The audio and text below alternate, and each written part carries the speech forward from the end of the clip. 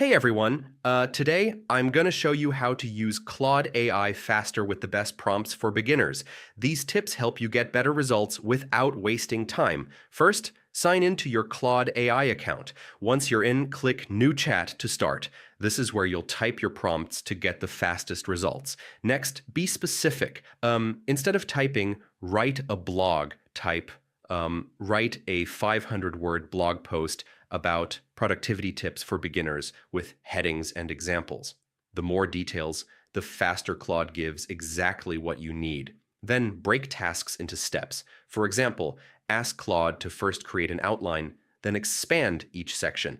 This keeps the process organized and speeds up editing later. Fourth trick, ask for alternatives. Type, "Give me 3 versions of this caption," or write 2 email subject lines. Claude generates multiple options in one go, saving time on revisions. Finally, save your prompts.